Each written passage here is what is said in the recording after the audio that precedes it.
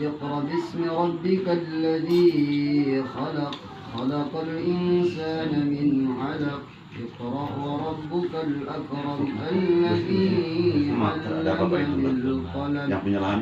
علم الإنسان ما لم يعلم كلا إن الإنسان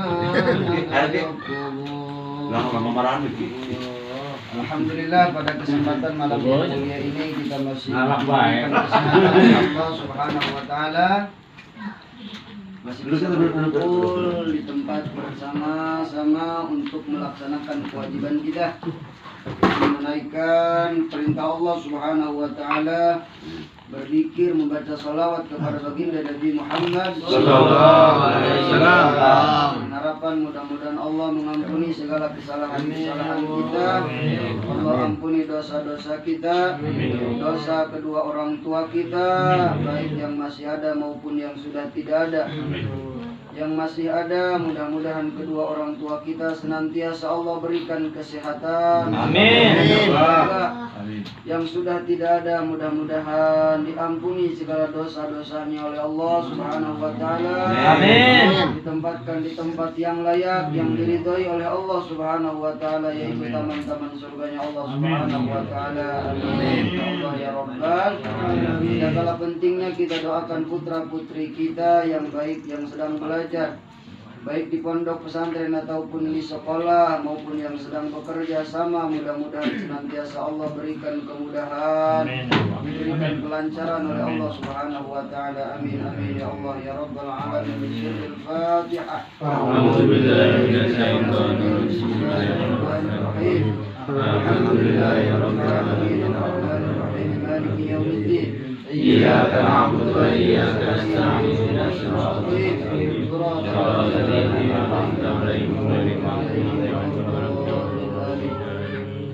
Pada kesempatan malam yang mulia ini, sebelumnya saya akan menjelaskan tentang kejadian penciptaan manusia, bahwa dijelaskan di dalam hadis Arba'in oleh Imam An-Nawawi bahwasannya inna ahadakum yujma'u khalqu fi batni ummihi arba'ina yawman nutfah.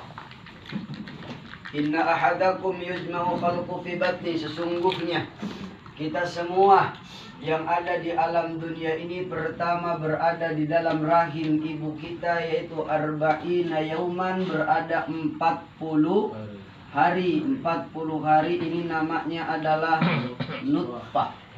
Nutfah artinya adalah air mani. Air mani yang kumpul daripada laki-laki dan perempuan. Transfer dua air mani, punya laki-laki dan punya perempuan, masuk ke dalam rahim istri kita. Maka selama 40 hari itu namanya adalah nutfah.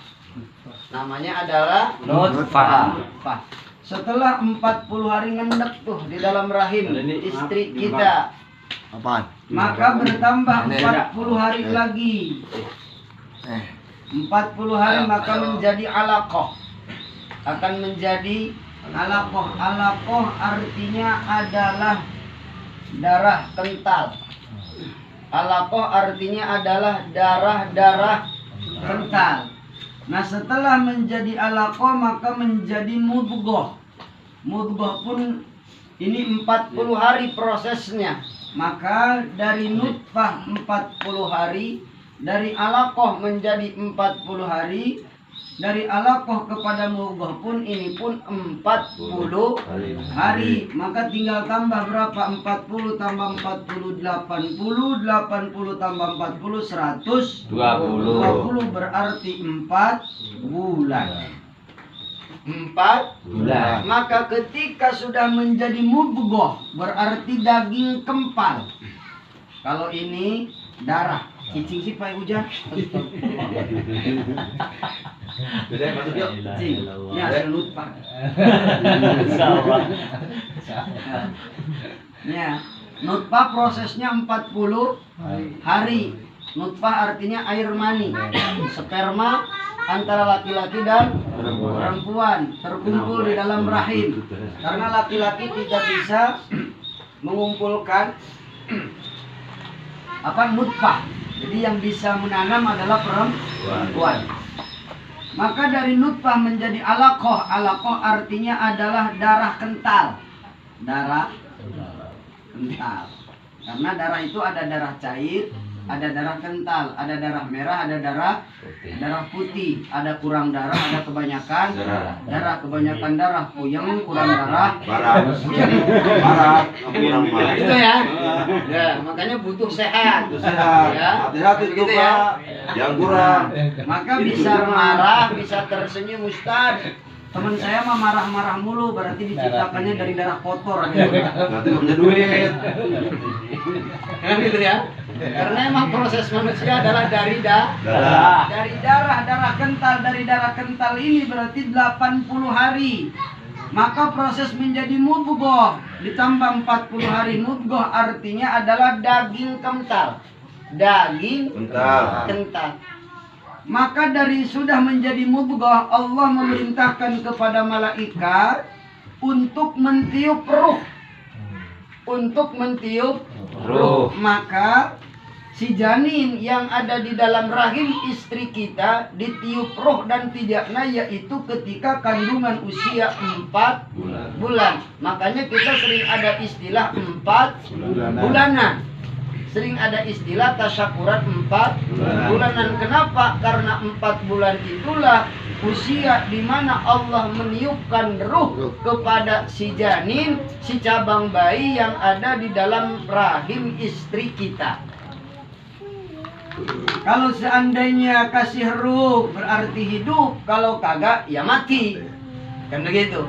Karena kumpulan manusia ini antara jasad dan ruh. Manusia punya jasad dan ruh. Jasad berarti fisik. Jasad ini fisik. Ruh berarti rohani, berarti batin.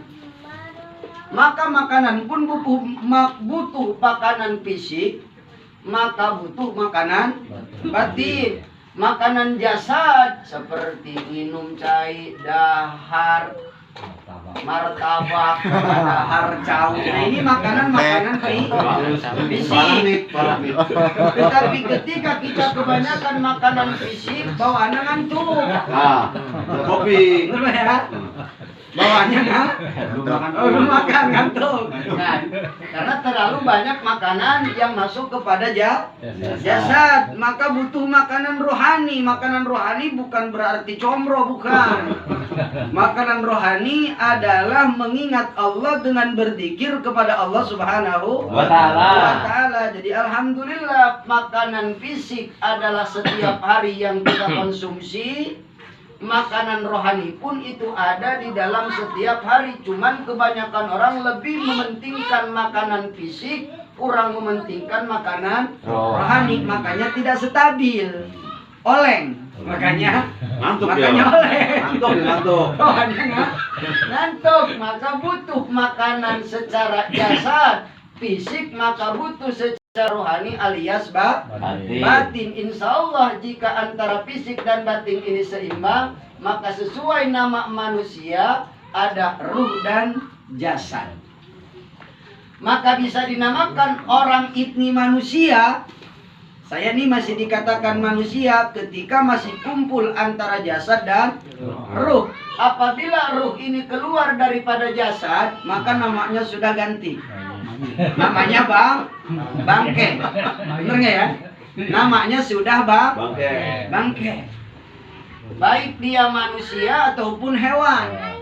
Ya, dalam arti karena kita semua ini hewan. Manusia ini hewan. Terus bebek. Gambar bebek gimana? K2. Gitu ya? Iya. Nah, bebek pun itu pun termasuk hewan. Cuman kalau kita adalah hayawanun natik. Apa hayawanun natik? Hayawan yang bisa berbicara dengan bahasa kita. Tergantung bagaimana kita lahirnya. Kalau kita lahirnya orang Sunda, bahasa kita ya bahasa Sunda. Kalau kita bahasanya orang Jawa ya bahasa Jawa. Tergantung bagaimana dilahirnya. Makanya saya salut sama orang Inggris. Masih kecil udah bisa Inggris. Karena apa? Karena terlahir emang di Inggris. Kan begitu namanya, kita namanya hayawanun natik. Ada lagi hayawan namanya hayawan dohik. Apa dohik? Dohik adalah hewan yang bersuara tergantung bagaimana yang Allah berikan. Suara bebek bagaimana?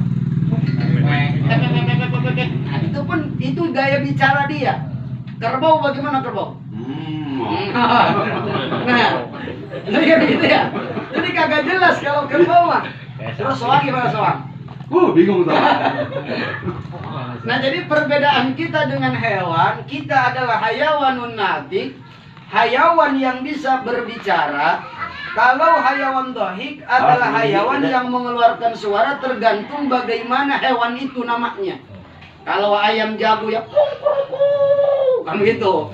Nah, itu pun sama namanya hayawan. Nah, ini bisa dinamakan hayawan kalau kepada hayawanun natik, bisa dinamakan manusia jika masih kumpul antara jasad dengan ruh. Karena ketika ruh ini keluar, maka hanya ada jasad, mati namanya. Maka sekalipun dia pejabat, maka namanya sudah ganti menjadi bangkai.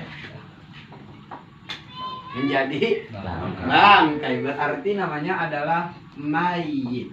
Hewan pun mayit. Bebek masih hidup, tetap namanya masih bebek. Tapi masih hebatan bebek. Ada bebek goreng. Benar ya? Ya. Mana ya bebek bakar. Tapi manusia enggak. Berarti kalau di sini mah nih masih hebatan bebek nih dibanding ayam. Ada ayam bakar. Benar ya? Ada ayam bakar, terus ada ayam apa lagi? Ayam guling, ayam goreng, bermacam. Secara kemanfaatan ketika sudah mati, itu lebih banyak manfaat hewan dohik dibanding hayawanun natik. Makanya salah ketika manusia tidak beribadah kepada Allah Subhanahu wa taala. Karena apa? Terkalahkan dengan hayawan yang tidak mempunyai akal. Naudzubillah min dzalik. Makanya butuh ruh dan butuh jasad. Maka di dalam tubuh kita ada ruh, ada jasad, baru dinamakan orang hidup. Nah, orang hidup namanya manusia. Nah, jasmani dan rohani. Makanya ada istilah jasmani dan rohani. Nah, dari usia 4 bulan ini kita berada di dalam rahim ibu kita, Allah mengutus malaikat untuk meniup ruhnya, diisikan ruhnya oleh Allah Subhanahu wa taala kepada janin yang ada di dalam rahim kita. Hebat Allah. Padahal itu si bayi yang ada di janin kagak minta dibeliin susu. Sadar doyannya susu. Jadi jangan takut rezekinya, sekalipun belum lahir sudah ada. Ini masih kaget kok, gimana hamil lagi belum. Nah, tenang. Allah jamin semua rezeki yang ada di dalam janin. Si bayi yang ada di dalam janin tidak minta susu hamil, tapi Allah persiapkan susu hamil. Padahal tiada ada minta, kagak minta. Kamu pengen ini SGM aja SGM. Kagak minta. Kagak mintanya formula aja formula. Itu mah tergantung bagaimana bapaknya punya duit dan tidaknya. Kan begitu. Artinya apa? Menunjukkan kemahabesaran, kemahaagungan Allah Subhanahu wa taala. Belum lahir saja ke alam dunia, rezekinya sudah bermacam-macam, berbeda-beda. Kemahaagungan dan kemahabesaran Allah Subhanahu wa taala itu namanya adalah mudghah. Mudghah menjadi segumpal daging berbentuk manusia, baru ditiupkan roh oleh Allah Subhanahu wa taala. Dicatat, Allah memerintahkan kepada malaikat, satu, mencatat rezekinya, yang kedua ajalnya, yang ketiga tempatnya, yang kelima mati. Kalau ini bahagia, sa'adah dan saqawah. Nah, selama di dalam kandungan 4 bulan itu, Allah memerintahkan kepada malaikat untuk mencatat satu rizki. Rizki, terus umur. Umur. Nih anak kita nih macam-macam nanti. Rizkinya walaupun masih dalam satu rahim, kita juga dalam satu kandung ada yang beda-beda. Anak pertama mah miskin. Pas anak kedua mah agak lumayan. Padahal masih dalam satu kandungan.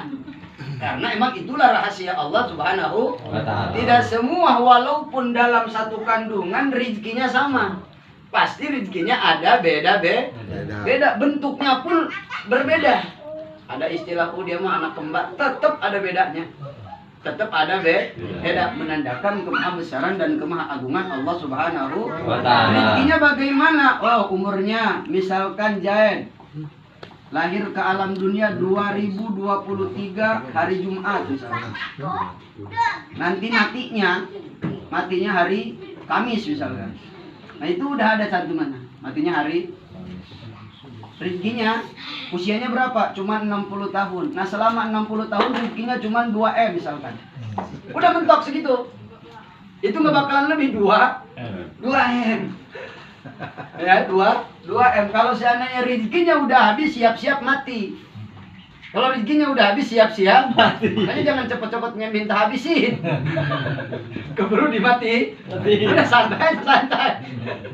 Seperti air mengalir aja. Kalau cepet-cepet pengen minta kaya mulu. Stoknya udah habis nih. Jatahnya udah habis. Jadi santai-santai saja, biasa-biasa saja. Artinya bisa saja Allah menambahkan rezeki kita, tetapi walau bagaimanapun rezeki adalah jaminan dari Allah. Selama kita masih hidup, rezeki akan terus mengalir kepada kita. Intinya begitu. Kalau rezekinya udah habis, otomatis usia pun akan tutup. Namanya adalah ajal. Mati idza jaa ajaluhum la yastakhiruna sa'atan wa la yastaqdimun. Apabila ajal sudah tiba, maka tidak bisa didahulukan, maka tidak bisa diakhir. Kata Pak Ahmad, ntar aja, gua mau matinya ntar aja, nggak mau sekarang, ntar aja. Nggak bisa begitu.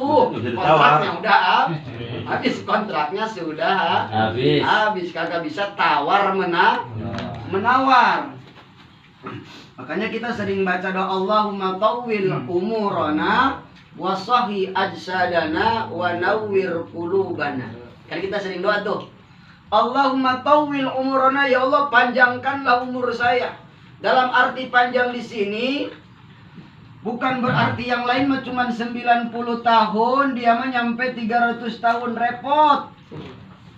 Panjang umur sampai 300 tahun repot. Repotnya bagaimana? Makan apa udah gak enak, hidup tinggal kulit doang sama tulang. Kan begitu ya? Artinya tawil umurana, sekalipun usianya pendek cuma 60 atau 50, tetapi dipakai ibadah kepada Allah, maka itu disebut umur yang panjang. Artinya begitu. Bukan berarti umur panjang itu yang lain cuma 60, dia mah 400 tahun. Ngerepotin. Bener ya? 100 tahun udah ngerepotin. Udah lebih-lebih anak kecil, bener ya? Apalagi 300 tahun udah, jangan minta panjang-panjang ya. Nah, apalagi yang dicatat di dalam rahim itu ketika usia kandungan 4 bulan, tempat lahir. Kita mintanya mau di dukun. Lahirnya mah minta kitanya di dukun, taunya mah dioperasi. Emang udah begitu cara Allah Subhanahu wa ta'ala. Anak ini malah lahir secara tidak normal. Emang harus disasar. Emang sudah begitu, tempatnya begitu. Nah, jadi jangan takut, Allah siapkan. Ini mahal, tetap kebayar karena Allah yang jamin. Gua gimana nih, gua mas sakit nggak punya duit nih. Tenang aja, tenang. Ada Allah siap menjamin. Allah tidak pernah mendolim kepada hambanya. Allah tidak pernah mendolim kepada makhluknya.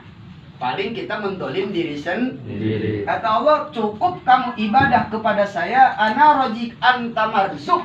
Akulah dat yang memberikan rezeki. Kata Allah, anta marzuk. kamu adalah makhluk yang aku berikan rizki. Allah siap tanggung, Allah siap menjamin kehidupan kita. Tempat lahirnya di rumah sakit, tempat tinggalnya, lahirnya asalnya mah di Palembang, asalnya di Lampung, tahu-tahu hidupnya ada di Tangerang kita ini sama-sama semua. Tapi matinya mah entah di mana kita ini.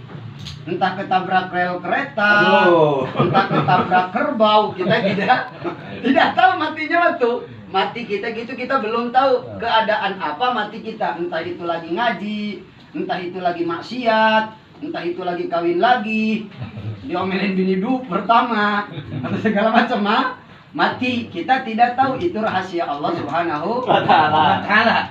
Kan begitu ya. Yang keempat adalah sa'adah. Sa'adah itu adalah baik kita ini golongan manusia yang bahagia ataupun akan menjadi golongan manusia yang tidak bahagia. Artinya bahagia di sini bukan bahagia di dunia, tapi bahagia di akhirat. Sekalipun orang ini bahagia di dunia, belum tentu akhiratnya bahagia. Misalkan di dunianya mah belangsak mulu, belangsak mulu, tapi siapa tahu di akhirat dia menjadi sa'adah. Sa'adah artinya menjadi manusia yang bahagia. Itu kita tidak tahu. Itu semua adalah rahasia Allah, tetapi sudah dicatat ketika kita ada di dalam rahim ibu kita berusia 4 bulan. Nah, usia 4 bulan sesuai dengan apa yang tertera di dalam surah Al-Alaq. Kata Allah, Iqra bismi rabbikal ladzi khalaq, khalaqal insana min 'alaq. Turun surat Al-Alaq ini yaitu ketika usia Nabi 40 tahun. Ya. Ketika Nabi usia 40 tahun, maka Nabi hijrah, ingin menyepi ke suatu gunung, namanya Gunung Sur. Di dalam Gunung Sur itu ada satu gua namanya Gua Hiro. Ya. Nabi pergi ke suatu gunung, nama gunungnya adalah Gunung Sur. Di dalam Gunung Sur itu ada satu gua, nama guganya adalah Gua Hiro. Kenapa Nabi menyepi? Karena ingin fokus ibadah kepada Allah Subhanahu wa Ta'ala, tidak ingin ada makhluk selain Allah Subhanahu wa Ta'ala di dalam hatinya. Makanya kalau udah 40 tahun tuh usia tuh rapi-rapi. Siap rapi. Kan gitu ya Pak dia. Kenapa harus rapi-rapi? Karena sebentar lagi dirapi. Gitu. Ya, usia sudah 40 tahun atau lebih 40 tahun, contohlah Nabi pun menyepi apapun aktivitasnya khusus agar bisa dengan Allah Subhanahu wa Ta'ala sampai datang ke Gua Hiro. Maka ketika datang di Gua Hiro didatangi oleh malaikat Jibril alaihi salam. Nabi ketakutan. Nabi ketakutan. Kata Jibril kepada Muhammad, Iqra. Kata Nabi Muhammad, ma ana biqari'in, aku tidak bisa membaca. Kata Jibril, Iqra ma ana biqari'in, aku tidak bisa baca. Iqra ma ana biqari'in, aku tidak bisa. Sampai 3 kali Jibril memerintahkan baca kepada baginda Nabi, tapi Nabi jawabnya ma ana biqari'in, aku tidak bisa membaca, aku tidak bisa ujuk-ujuk Jibril, Muhammad baca apa? Kagak ada teksnya, tapi disuruh baca. Baru setelah itu Allah melanjutkan ayatnya, Iqra bismi rabbikal ladzi khalaq. Iqra, bacalah olehmu Muhammad bismi rabbik, dengan menyebut nama Rabbmu. Di sini bukan menyebut nama Allah, tapi menyebut nama Rabb. Rabb itu artinya pengurus. Kalau Allah adalah nama Tuhan, nama yang kita sembah, ya. Tapi kalau Rabb adalah dat yang maha pengurus. Makanya di sini ya ada tauhid uluhiyah, ada tauhid rububiyah. Nah, makanya kita ada bedanya orang Islam dengan orang Kristen. Nah, bedanya dengan sedikit. Jadi harus beda. Kalau Rabb adalah pengurus, berarti belum jelas hakikatnya, maka disifati. Muhammad, bacalah dengan menyebut nama pengurusmu. Siapakah itu? Alladzi khalaq. Disifati. Alladzi khalaq. Rabb yang mengurusmu adalah Dat yang telah menciptakanmu. Bismi rabbikal ladzi khalaq. Itulah nama Rabb. Tidak langsung Iqra bismillah. Bacalah dengan menyebut nama Allah yang telah menciptakan. Tidak. Tapi Iqra bismi rabbikal ladzi khalaq. Bacalah olehmu Muhammad dengan menyebut nama pengurusmu. Siapakah dia? Alladzi khalaq, yang telah menciptakan. Ya Rabb berarti dalam kurung Allah Subhanahu wa ta'ala. Karena Nabi Muhammad makhluk, maka setiap makhluk tentu ada khaliq. Nah, ada yang menciptakan. Setiap ada yang diciptakan, tentu ada yang menciptakan. Kan begitu ya? Setiap ada gelas, tentu ada yang bikin, membuat gelas. Gelas tidak terjadi dengan sendirinya, tentu akan ada yang menciptakannya. Bumi bulat ini pun tidak terjadi dengan sendirinya, ini pun ada yang menciptakannya, namanya Allah Subhanahu wa ta'ala. Makanya orang-orang ilmu IFA mengambil pelajaran adanya ilmu pengetahuan alam di dalam sekolah. Itu diambil dari Al-Quran, salah satunya di dalam surat Iqra. Iqra bismi rabbikal ladzi khalaq. Bacalah olehmu Muhammad dengan menyebut nama Rabbmu, alladzi khalaq, yang telah menciptakan. Menciptakan apa? Disifati lagi. Khalaqal insana min khalaqal insana. Rabb adalah yang telah menciptakan jenis-jenis manusia. Jenis-jenis manusia. Di sini alif lamnya alif lam lil jinsi, kata ulama ahli nahwu. Jenis-jenis manusia. Karena manusia ini berjenis-jenis, walaupun namanya manusia tapi jenisnya beda-beda. Bahasanya beda-beda, kulitnya beda. Makanya jenis manusia. Namanya mah sama, manusia, tapi jenisnya beda. Karakternya beda-beda, adatnya beda-beda, kelakuannya beda. Dari apa jenis manusia ini Allah ciptakan? Min alaq. Alaq ini adalah segat jamak. Segat jamak itu menunjukkan kepada gumpalan-gumpalan. Karena mufradnya kalimat yang satunya adalah alaqah. Ulqatun, alaqatun, satu gumpalan. Gumpalan. Kalau alaq ini bermacam-macam gumpalan. Nah, jadi penciptaan manusia itu dari bermacam-macam gumpalan-gumpalan darah. Makanya ada darah putih, ada darah merah, ada sel darah putih, ada sel darah merah. Salah satu aja kurang, maka fisik akan sakit. Nah, kan begitu ya? Nah, maka dijelaskan di dalam hadis Nabi, ala inna fil jasadi mudghah. Bahwasanya di dalam jasad kita itu ada segumpal daging. Ada segumpal daging. Wa idza salahat, apabila satu gumpal daging ini baik, maka akan baik seluruh anggota tubuh itu. Ala wahyal qalbu. Jadi mudghah itu yang ada di dalam jasad kita, apabila satu gumpalan darah itu baik, gumpalan daging itu baik, maka seluruh fisik pun akan baik. Bahwa itu namanya adalah qalbu, namanya adalah hati. Mudghah tadi apa artinya? Mudghah artinya gumpalan darah, gumpalan daging, gumpalan daging. Nah, di dalam jasad kita nih ada mudghah. Apabila gumpalan daging ini baik, maka seluruh anggota itu, mudghah ini namanya adalah qalbu.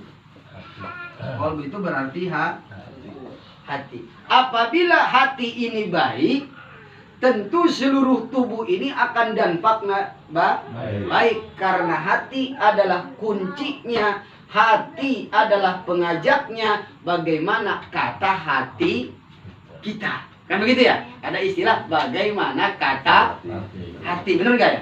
Bagaimana kata hati.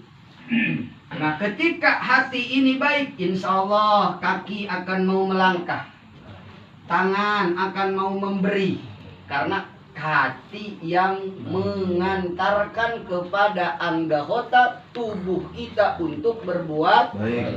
Nah, tetapi ketika kolbu atau mudghah ini tidak baik, ngapain ngaji? Ngapain kata hati sholat, ngapain sedekah, capek-capek gua kerja, harus disedekahin segala macam. Rugi amat. Hati yang berbicara. Nah, maka ketika hati seorang raja mengajak maksiat kepada Allah, maka seluruh anggota tubuh pun akan mengikutinya untuk maksiat kepada Allah Subhanahu wa Ta'ala. Nah, seperti jadi di dalam jasad kita ada suatu mudghah, gumpalan daging. Gumpalan daging ini namanya adalah hati. Apabila hati ini baik, maka seluruh tubuh pun akan baik. Tetapi ketika hati ini buruk, maka seluruh anggota tubuh pun akan mengikuti keburukan. Jadi kita tahu penciptaan manusia pertama dari nutfah, yang kedua dari alaqah, yang ketiga jadi mudghah. Alaqah artinya adalah sperma, ya, sperma cimani lamun kurang mah. Lamun dijual moal laku. Dijual malah aku buat digondrong sana jangan gondrong cimani. Orang sedung cipeju moal aku. Moal masih mending cipeju walet. Ciduan walet laku cipedu digondrong moal laku. Mudah. Moal laku. Dari perkara yang hina kalau kata Romai ya.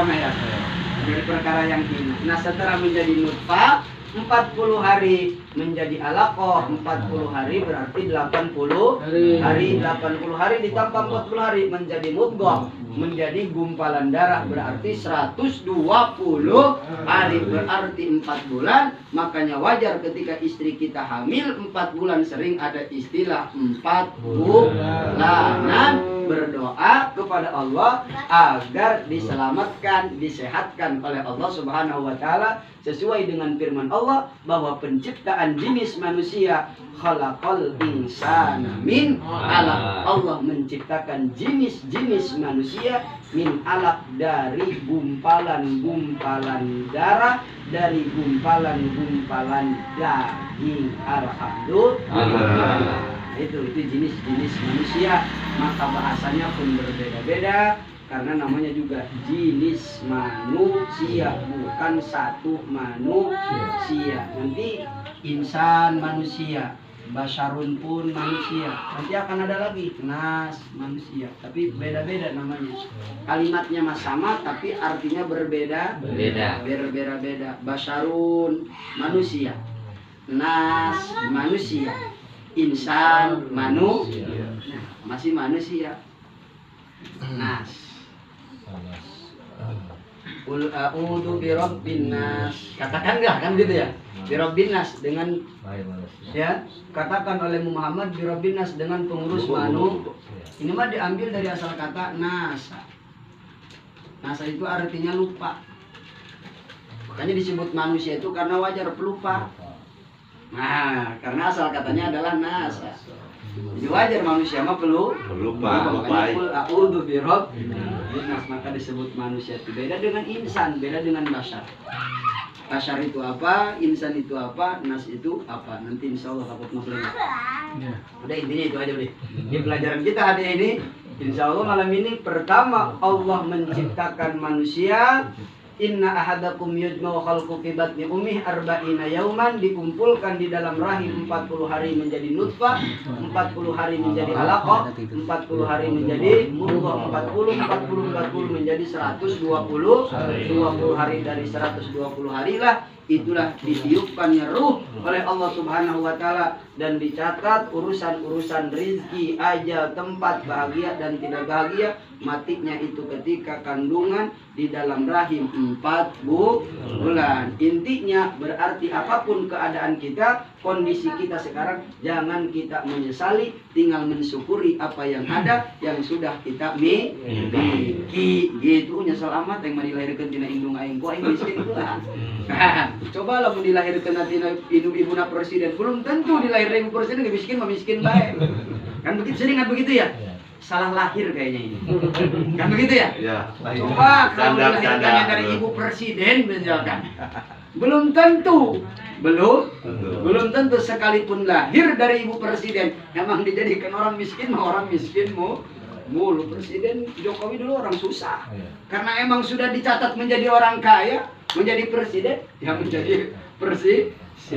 Intinya mensyukuri apa yang sudah Allah berikan kepada kita dan kita mampu melaksanakan ibadah kepada Allah atas nikmat karunia yang telah Allah berikan kepada kita, insya Allah. Yang mudah-mudahan walaupun sedikit dan sekelumit ada manfaatnya dan kita sadar bahwa ternyata asal muasal kita adalah dari hal-hal yang hina sampai menjadi manusia, akan menjadi manusia yang mulia. Itu tergantung bagaimana kedekatan kita dengan Allah Subhanahu wa taala. Amin ya Allah ya Rabbal alamin.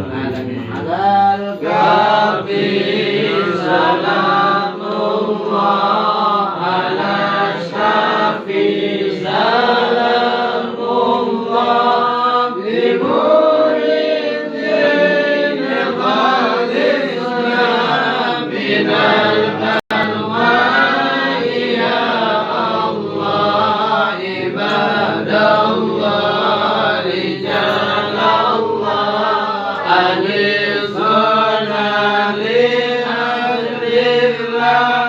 wa